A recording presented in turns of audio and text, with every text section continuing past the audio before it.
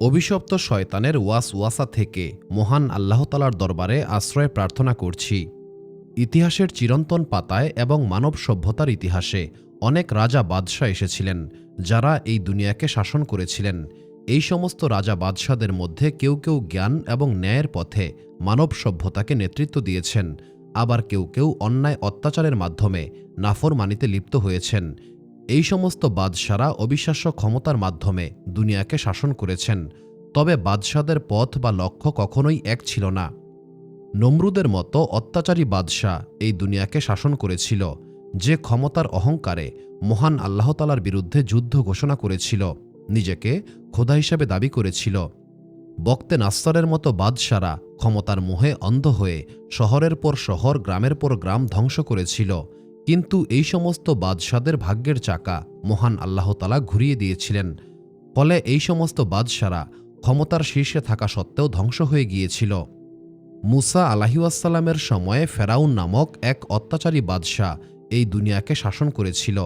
ফেরাউনের রাজত্বে জুলুম অত্যাচার ছিল খুবই সাধারণ একটি বিষয়। অন্যদিকে মহান আল্লাহ তাআলা সুলাইমান আলাইহিসসালামের মতো বাদশাহকেও এই দুনিয়াতে পাঠিয়েছিলেন। সুলাইমান আলাইহিসসালামকে মহান আল্লাহ তাআলা এমন এক রাজত্ব দান করেছিলেন, যা আগে কাউকে কখনো দেন নাই। মহান আল্লাহ তাআলা জিন, বাতাস, পাখি এবং সমগ্র প্রাণীকুলকে সুলাইমান আলাইহিসসালামের অধীনে করে দিয়েছিলেন। জুলকারনাইন নামক একজন ন্যায়পরায়ণ বাদশাহকেও মহান আল্লাহ তাআলা রাজত্ব দান করেছিলেন। তিনি দুনিয়ার পূর্ব এবং পশ্চিম প্রান্তে ভ্রমণ করেছিলেন, মানুষের মধ্যে সত্য এবং ন্যায়ের আলো ছড়িয়ে দিয়েছিলেন। মরিয়ম পুত্র ঈসা আলাইহিসসালামও সত্যের বাণী নিয়ে এই দুনিয়াতে এসেছিলেন। তিনি শেষ জমানায় এই দুনিয়াতে আবারও আসবেন এবং শেষ জমানার সবচাইতে ভয়ঙ্কর ফিতনা দাজ্জালকে হত্যা করবেন। আজকের এই ভিডিওতে আমরা ইতিহাসের পাতায় এমন এক যাত্রায় অংশগ্রহণ করব, যেখানে আমরা জানতে পারব একজন ভয়ঙ্কর বাদশার গল্প। এই ভয়ঙ্কর বাদশাই ছিল এই পৃথিবীর প্রথম স্বৈরশাসক, যে বাদশাহ নিজের ইচ্ছা এবং অহংকারকে মানুষের উপর চাপিয়ে দিয়েছিল। এই দুনিয়ার বুকে সে নিজেকে খোদা হিসেবে দাবি করেছিল। এই স্বৈরাচারী বাদশাহ ছিল নমরুদ। প্রাচীন কিতাবসমূহে উল্লেখ করা হয়েছে, বাদশাহ নমরুদের সঙ্গে ইবলিস শয়তানের সাক্ষাৎ হয়েছিল। ইবলিস শয়তান বাদশাহ নমরুদকে জাদুবিদ্যার শিক্ষা দিয়েছিল এবং নমরুদ নিজের আত্মাকে শয়তানের কাছে বিক্রি করে দিয়েছিল। শয়তানের সাহায্যে নমরুদ ব্যাবিলন অঞ্চলে বিশাল রাজত্ব কায়েম করেছিল এবং অন্য সকল রাজ্যকে নিজের অধীনে নিয়ে এসেছিল। নমরুদই ছিল এই দুনিয়ার প্রথম বাদশাহ, যে নিজের মাথায় মুকুট পরেছিল। বাদশাহ নমরুদ এই দুনিয়াতে 400 বছর রাজত্ব করতে সক্ষম হয়েছিল। নমরুদের রাজত্বকালে মহান আল্লাহ তাআলা ইব্রাহিম আলাইহিসসালামকে এই দুনিয়াতে পাঠিয়েছিলেন। নবী ইব্রাহিম আলাইহিসসালাম নমরুদকে তাওহীদের দাওয়াত দিয়েছিলেন, কিন্তু নমরুদ ইব্রাহিম আলাইহিসসালামের এই আহ্বানকে প্রত্যাখ্যান করেছিল। বাদশাহ নমরুদের এই কুফরি, স্বৈরাচারিতা, বিদ্রোহ এবং নাফরমানির কারণে বাদশাহ নমরুদকে ভয়াবহ পরিণতি বরণ করতে হয়েছিল। চলুন জেনে আসি দুনিয়ার প্রথম স্বৈরশাসকের গল্প। ইব্রাহিম আলাইহিসসালাম এবং নমরুদের মধ্যে কি কথাবার্তা হয়েছিল? মূল আলোচনা শুরু করার আগে ভিডিওটি লাইক করুন এবং চ্যানেলটি সাবস্ক্রাইব করুন। এই ভিডিও সম্পর্কে আপনার মতামত কমেন্ট করে জানাতে পারেন। চলুন শুরু করা যাক। নূহ আলাইহিসসালামের মহাপ্লাবনের পর এই দুনিয়াতে অনেক রাজা বাদশাহ এসেছিলেন। এদের মধ্যে 4 জন বাদশাহ এই দুনিয়ার পূর্ব থেকে পশ্চিম প্রান্ত পর্যন্ত শাসন করতে পেরেছিলেন। এই বাদশাদের মধ্যে 2 জন ছিল মুমিন এবং 2 জন ছিল কাফের। মুমিন 2 জন হচ্ছেন সুলাইমান আলাইহিসসালাম এবং জুলকারনাইন। অন্যদিকে কাফের 2 জন হচ্ছেন বক্তে নাসর এবং স্বৈরশাসক নমরুদ। নমরুদ ইবনে কেনান ছিলেন সেই 4 জন বাদশার মধ্যে অন্যতম। নূহ আলাইহিসসালামের মহাপ্লাবনের পর নমরুদ হচ্ছে সর্বপ্রথম বাদশাহ, যিনি সমগ্র দুনিয়াকে শাসন করেছিলেন। নমরুদের রাজধানী ছিল ইরাকের বাবেল শহরে। নমরুদের এই শাসনকাল 400 বছর পর্যন্ত স্থায়ী হয়েছিল। নমরুদের রাজত্ব দুনিয়ার পূর্ব থেকে পশ্চিম প্রান্ত পর্যন্ত বিস্তৃতি লাভ করেছিল। ক্ষমতার অহংকারে নমরুদ নিজেকে খোদা হিসেবে দাবি করেছিল। নমরুদ ফরমান জারি করেছিল, তাকেই সেজদা করতে হবে এবং তার ইবাদত করতে হবে। যদি কোনো ব্যক্তি এই ফরমান অমান্য করত, তবে সেই ব্যক্তিকে ভয়াবহ শাস্তির মুখোমুখি হতে হতো। আল বিদায়া ওয়ান নিহায়া কিতাবে বলা হয়েছে, একদিন নমরুদ গোসল করছিল। এই সময় নমরুদের আশেপাশে অনেক দাসী ছিল। নমরুদ দাসীদেরকে সঙ্গে নিয়ে গোসল করতে পছন্দ করত। এমন সময় এক কুজো ব্যক্তি সেখানে উপস্থিত হয়েছিল। কুজো সেই ব্যক্তিকেই বলা হয় যাদের পিঠ বাঁকা। এই কুজো ব্যক্তি কালো পোশাক পরিধান করে নমরুদের গোসলখানায় উপস্থিত হয়েছিল। নমরুদ নিজের গোসলখানায় এই ব্যক্তিকে দেখে প্রচণ্ড অবাক হয়েছিল। সেই কুজো ব্যক্তি উপহাসভরা কণ্ঠে নমরুদকে বলল, তুমি কি সেই ব্যক্তি যে পৃথিবী এবং পৃথিবীর উপরে যা কিছু আছে সমস্ত কিছুর উপর রাজত্ব করবে? কালো পোশাক পরা এই কুজো ব্যক্তির উপহাসভরা কণ্ঠ শুনে নমরুদ প্রচণ্ড ক্রোধে ফেটে পড়েছিল। নমরুদ সঙ্গে সঙ্গে তার গোসলখানায় থাকা সমস্ত দাসদাসী এবং সেই কুজো ব্যক্তিকে হত্যা করার আদেশ দিয়েছিল। দাসদাসীদেরকে হত্যা করার কারণ হচ্ছে দাসদাসীরা সেই কুজো ব্যক্তির উপহাস শুনতে পেয়েছিল। কুজো ব্যক্তিকে হত্যা করার পর নমরুদ যখন তার বিশ্রাম কক্ষে গিয়েছিল, সেখানে আবারও সেই কুজো ব্যক্তিকে দেখতে পেল। নমরুদ বিস্ময়ে হতবিহ্বল হয়ে পড়েছিল, কারণ অল্প কিছুক্ষণ আগেই নমরুদ এই ব্যক্তিকে হত্যা করেছিল, অথচ এই ব্যক্তি এখানে আবারও কিভাবে উপস্থিত হল? নমরুদ এবার ভয়ার্ত কণ্ঠে বলল, আপনি কে? উত্তরে সেই কুজো ব্যক্তি বলল, আমি হচ্ছি সেই ব্যক্তি যাকে মহান আল্লাহ তাআলা জান্নাত থেকে বিতাড়িত করেছেন। তুমি যদি সমগ্র দুনিয়ার পরাক্রমশালী বাদশাহ হতে চাও এবং সমগ্র দুনিয়াকে শাসন করতে চাও, তবে তোমাকে আমার আসল রূপ দেখতে হবে। সমগ্র দুনিয়ার বাদশাহ হওয়ার লোভে নমরুদ সেই কুজো ব্যক্তির এই প্রস্তাব সঙ্গে সঙ্গে গ্রহণ করেছিল। এরপর সেই কুজো ব্যক্তি বিশাল এবং ভয়ঙ্কর রূপ ধারণ করেছিল। এই কুজো ব্যক্তিই ছিল অভিশপ্ত ইবলিশ। এরপর ইবলিশ নমরুদকে উদ্দেশ্য করে বলল, হে নমরুদ, আমাকে সেজদা করো। যদি তুমি আমাকে সেজদা করো তবেই তুমি সমগ্র দুনিয়ার বাদশাহী অর্জন করতে পারবে। নমরুদ শয়তানের কথা মতো শয়তানকে সেজদা করে নিজের আত্মাকে শয়তানের কাছে বিক্রি করে দিয়েছিল। এরপর শয়তান নমরুদকে জাদুবিদ্যা শেখাতে লাগল। তালমুদ কিতাবে বলা হয়েছে, বাদশাহ নমরুদ ইবলিশের আনুগত্য স্বীকার করে নিয়েছিল। এরপর বাদশাহ নমরুদ শয়তানের আদেশে নিজের পিতাকে হত্যা করে সিংহাসন দখল করে নিয়েছিল। এইভাবে নমরুদ তার পিতাকে হত্যা করে সিংহাসন দখল করে নিয়ে একজন জবরদখলকারী এবং স্বৈরাচারী বাদশাহ হিসেবে আত্মপ্রকাশ করেছিল। সিংহাসনে আরোহণ করার পর নমরুদ ধীরে ধীরে তার পার্শ্ববর্তী রাজ্যগুলিকে দখল করতে শুরু করেছিল। এইভাবে নমরুদ সমগ্র দুনিয়াকেই দখল করেছিল। দুনিয়ার পূর্ব থেকে পশ্চিম প্রান্ত পর্যন্ত সকল রাজ্য নমরুদের অধীনে আসার পর নমরুদ এই দুনিয়ার প্রথম বাদশাহ হিসেবে নিজের মাথায় মুকুট পরেছিল। এরপরেই নমরুদ বলল, এই সমগ্র দুনিয়া এবং এর উপর যা কিছু আছে সমস্ত কিছুর বাদশাহ আমি। একদিন নমরুদকে তার রাজ্যের এক জ্যোতিষী বলল, হে মহামান্য বাদশাহ, আপনার রাজ্যে একটি শিশুর জন্ম হবে। এই শিশুর কারণে আপনার রাজত্ব ধ্বংস হবে। আল বিদায়া ওয়ান নিহায়া কিতাবে বলা হয়েছে, এক রাতে নমরুদ স্বপ্নে দেখেছিল একটি নক্ষত্র উদিত হয়েছে। এই নক্ষত্র সূর্য এবং চাঁদের আলোকে নিঃশেষ করে দিচ্ছে। এই স্বপ্ন দেখে নমরুদ প্রচণ্ড আতঙ্কিত হয়ে পড়েছিল। এই স্বপ্নের ব্যাখ্যা জানার জন্য নমরুদ তার রাজ্যের গণক এবং জ্যোতিষীদেরকে একত্রিত করেছিল। জ্যোতিষীরা বলল, হে মহামান্য বাদশাহ, আপনার রাজ্যে একটি শিশু জন্মগ্রহণ করবে। এই শিশু আপনার রাজত্বকে ধ্বংস করে ফেলবে। তখন নমরুদ আতঙ্কিত কণ্ঠে বলল, এই শিশু কবে নাগাদ মাতৃগর্ভে আসবে? জ্যোতিষীরা বলল, আগামী 3 দিনের মধ্যেই পিতার ঔরস থেকে মাতৃগর্ভে স্থান নেবে। নমরুদ তখন স্বামী স্ত্রীর একসঙ্গে রাত্রি যাপন করা নিষিদ্ধ ঘোষণা করে দিল। মহান আল্লাহ তাআলার অসীম কুদরতে এই সময়ের মধ্যেই ইব্রাহিম আলাইহিসসালাম পিতার ঔরস থেকে মাতৃগর্ভে স্থান নিয়েছিলেন। মহান আল্লাহ তাআলা ইব্রাহিম আলাইহিসসালামকে নমরুদের সকল চক্রান্ত থেকে রক্ষা করেছিলেন। নমরুদ এটা জানত না যে আজর তার খুব নিকটবর্তী মানুষ। সেই আজরের ঔরসেই ইব্রাহিম আলাইহিসসালাম জন্মগ্রহণ করবেন। আজর তার গর্ভবতী স্ত্রীকে একটি পাহাড়ের গুহায় লুকিয়ে রেখেছিলেন। সেই গুহাতেই ইব্রাহিম আলাইহিসসালামের জন্ম হয়েছিল। ইব্রাহিম আলাইহিসসালামের জন্মের বিষয়টি আজর সম্পূর্ণ গোপন রেখেছিলেন। এইভাবেই নবীগণের পিতা ইব্রাহিম আলাইহিসসালাম পাহাড়ের গুহায় জন্মগ্রহণ করেছিলেন এবং তিনি যুবক না হওয়া পর্যন্ত সেই গুহাতেই অবস্থান করছিলেন। যুবক বয়সে উপনীত হওয়ার পর ইব্রাহিম আলাইহিসসালাম মহান আল্লাহ তাআলার আদেশে তার পরিবারের কাছে ফিরে গিয়েছিলেন। ইব্রাহিম আলাইহিসসালামের পিতা আজর ছিলেন মূর্তি পূজারী।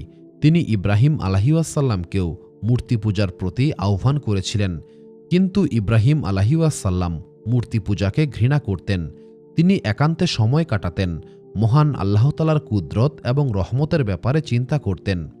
অন্যদিকে ইব্রাহিম আলাইহিসসালাম নমরুদের রাজ্যে ফিরে আসার পর নমরুদ বিপদ অনুভব করতে শুরু করেছিল। সে আবারও জ্যোতিষীদেরকে ডেকে পাঠাল। জ্যোতিষীরা বলল, হে মহামান্য বাদশাহ, আপনার শত্রু এখন যুবক বয়সে উপনীত হয়েছে, সেই আপনার রাজত্বকে ধ্বংস করে ফেলবে। একবার নমরুদের রাজ্যে প্রচণ্ড দুর্ভিক্ষের সৃষ্টি হল। সমগ্র রাজ্যে মানুষ খাদ্যের জন্য হাহাকার করতে লাগল। মানুষ তখন দলে দলে নমরুদের দরবারে হাজির হচ্ছিল একটু খাবারের আশায়। নমরুদ খাদ্যদ্রব্য দেওয়ার পূর্বে প্রজাদেরকে জিজ্ঞাসা করতেন, তোমার খোদাকে? তখন প্রজারা বলতো, আপনি আমাদের সবচাইতে বড় খোদা। যখন ইব্রাহিম আলাইহিসসালাম খাবার সংগ্রহ করতে গেলেন, তখন নমরুদ বলল, তোমার খোদাকে? ইব্রাহিম আলাইহিসসালাম বললেন, আমার খোদা হচ্ছেন তিনি, যিনি জীবন দান করেন এবং মৃত্যু ঘটান। নমরুদ বলল, এটা তো আমিও করতে পারি। নমরুদের আদেশে কারাগার থেকে দুইজন ব্যক্তিকে হাজির করা হল। একজনকে নমরুদ মুক্তি দিলেন এবং অপরজনকে হত্যা করে ফেললেন। তখন ইব্রাহিম আলাইহিসসালাম বললেন, তুমি যাকে হত্যা করেছ তাকে জীবিত করে দেখাও। এরপর ইব্রাহিম আলাইহিসসালাম নমরুদকে উপহাস করে বললেন, আমার রব সূর্যকে পূর্ব দিক থেকে উদিত করেন এবং পশ্চিম দিকে অস্তমিত করেন। যদি তুমি সত্যিকারের খোদা হও, তবে সূর্যকে পশ্চিম দিক থেকে উদিত করে দেখাও। ইব্রাহিম আলাইহিসসালামের এই কথায় নমরুদ প্রচণ্ড ক্ষুব্ধ হল এবং খাদ্যদ্রব্য ছাড়াই ইব্রাহিম আলাইহিসসালামকে প্রাসাদ থেকে তাড়িয়ে দিল। নমরুদের প্রাসাদ থেকে বিতাড়িত হওয়ার পর ইব্রাহিম আলাইহিসসালাম রাস্তার পাশ থেকে কিছুটা বালু বস্তায় ভরে নিয়েছিলেন। তিনি চিন্তা করেছিলেন, এই বালুর বস্তা দেখিয়ে পরিবারকে খাবারের ব্যাপারে ভুলিয়ে রাখবেন। এরপর ইব্রাহিম আলাইহিসসালাম নিজের বাড়িতে এসে ঘুমিয়ে পড়েছিলেন।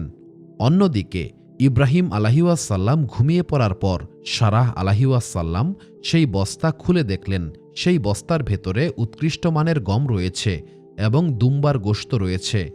সারাহ আলাইহিসসালাম সেই গম পিষে রুটি বানালেন এবং দুম্বার গোশত রান্না করলেন।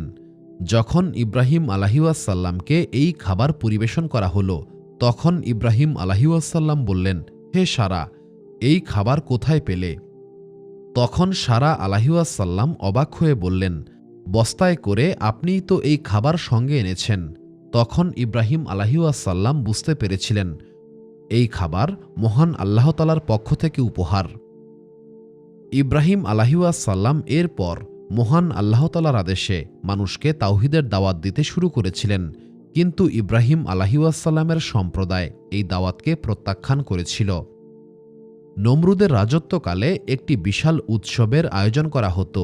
এই উৎসবের মূল কেন্দ্র ছিল শহর থেকে কিছুটা বাইরে। এই কারণে উৎসবের দিন শহরে তেমন কেউ থাকত না।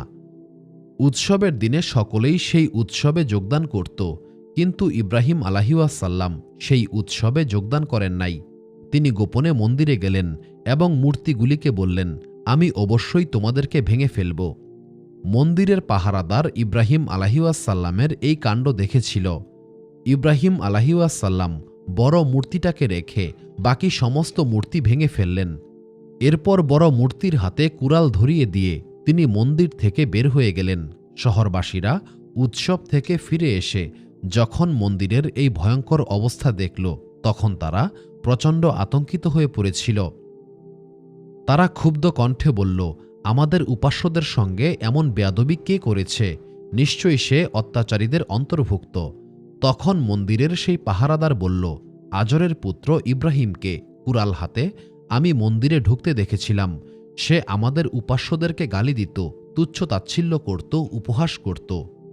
যখন বাদশাহ নমরুদ এই খবর পেলেন, তখন তিনি ইব্রাহিম আলাইহিসসালামকে পাকড়াও করতে বললেন। ইব্রাহিম আলাইহিসসালামকে নমরুদের দরবারে উপস্থিত করা হল।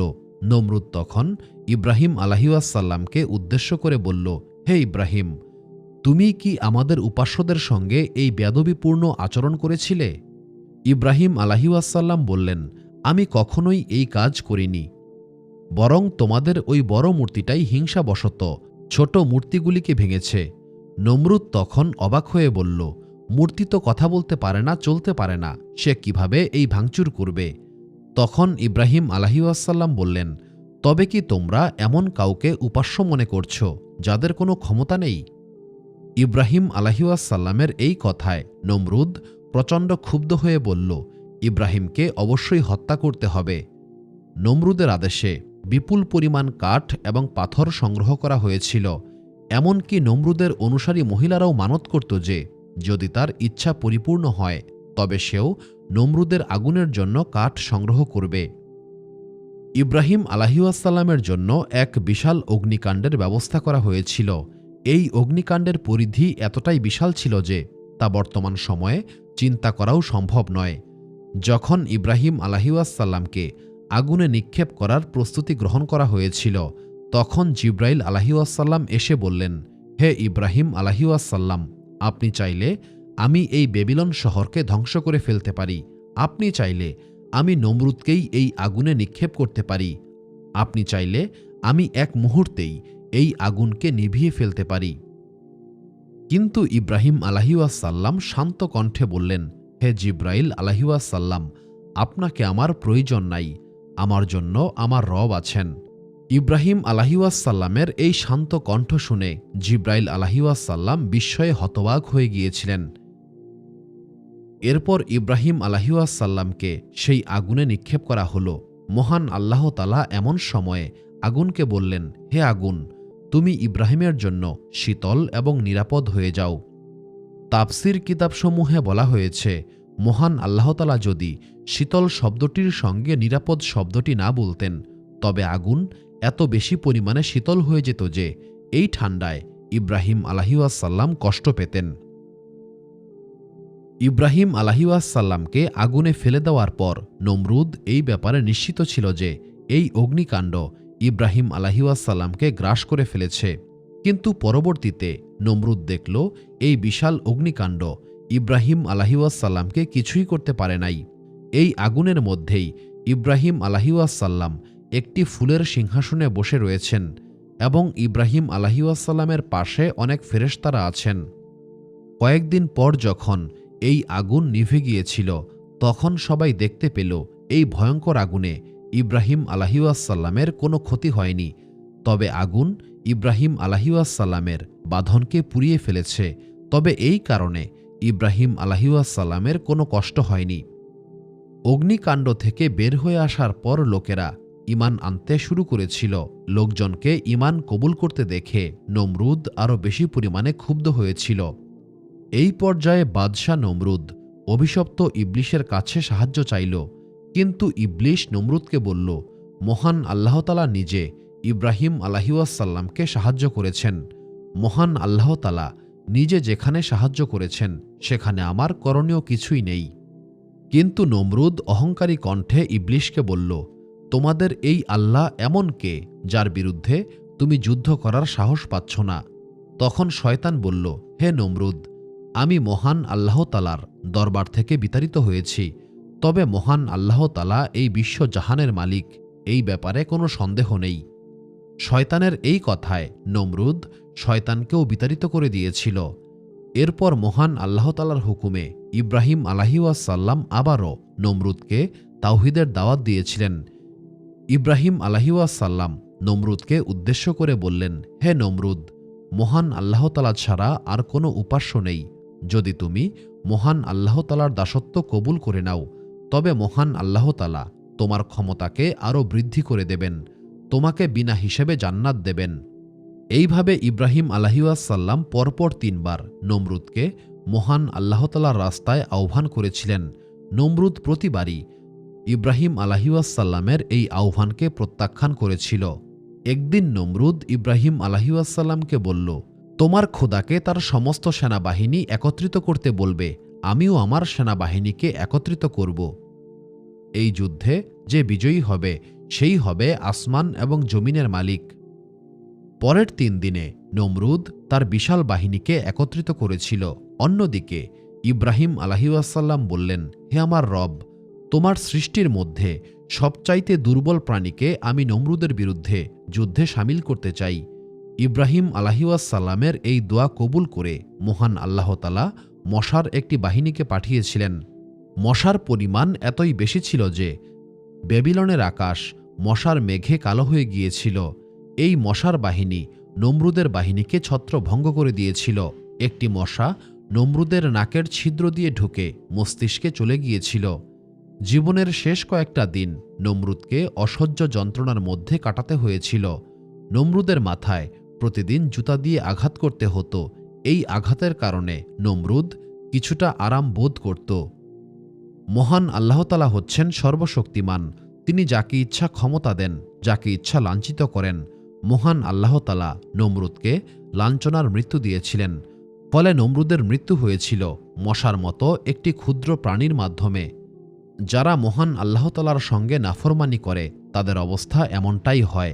সুপ্রিয় দর্শক মণ্ডলী, প্রতিদিন নতুন নতুন ভিডিও পেতে আমাদের চ্যানেলটি অবশ্যই সাবস্ক্রাইব করুন এবং পাশে থাকা বেল আইকনটি প্রেস করতে অবশ্যই ভুলবেন না, এবং সেই সাথে আপনার যে কোনো মতামত আমাদের জানাতে আমাদের ভিডিওতে অবশ্যই কমেন্ট করুন। আশা করি আপনারা সবাই ভালো থাকবেন এবং সুস্থ থাকবেন। আসসালামু আলাইকুম।